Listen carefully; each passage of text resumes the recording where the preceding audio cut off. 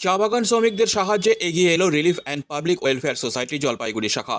শুক্রবার জলপাইগুড়ি শহর সংলগ্ন রায়পুর চা বাগানের প্রায় 2 শতাধিক শ্রমিকের হাতে মশারি ও খাদ্য সামগ্রী তুলে দেওয়া হয়। এই কর্মসূচির পাশাপাশি বিনামূল্যে স্বাস্থ্য পরীক্ষা শিবিরেরও আয়োজন করা হয়। শ্রমিকদের স্বাস্থ্য পরীক্ষা করে প্রয়োজনীয় ওষুধও বিনামূল্যে দেওয়া হয়। অনুষ্ঠানে উপস্থিত ছিলেন সংগঠনের সম্পাদিকা শুক্লা ভট্টাচার্য, কুমকুম রায় সহ অন্যান্য সদস্যরা।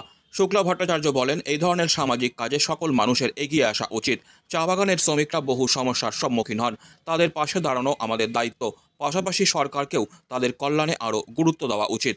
পাবলিক ওয়েলফেয়ার সোসাইটির পক্ষ থেকে আজকে জলপাইগুড়ি রায়পুর চা বাগানে রিলিফ দিতে এসেছি চা শ্রমিকদের, যারা আজকে নিরন্ন অসহায় অবস্থায় দিন কাটাচ্ছে।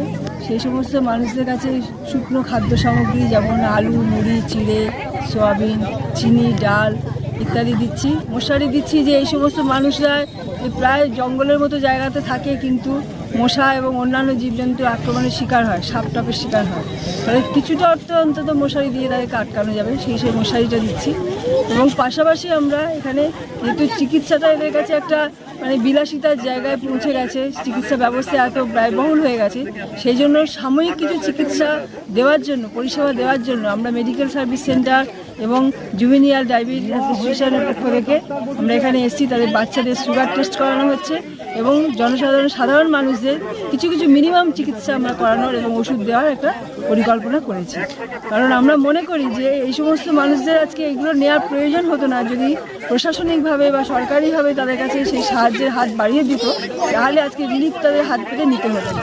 যেহেতু এটা হচ্ছে না, তাই মানবিক জায়গা থেকে, দরদবোধ থেকে আমরা এই মানুষদের কাছে এসেছি, সাহায্য সংগ্রহ করে নিয়েই এসেছি। আপনারা কিভাবে এগুলো জোগাড় করছেন, সংগ্রহ করছেন? এইগুলো করেছি, বহু দরদি মানুষ আছেন যারা এই সমস্ত মানুষের পাশে দাঁড়াতে চান, দুস্থ দরিদ্র মানুষের পাশে ভালোবাসার মন নিয়ে দাঁড়াতে চান। তাদের সকলের সাহায্যকে এক জায়গায় জড়ো করে আমরা সেটাই দিতে এসেছি।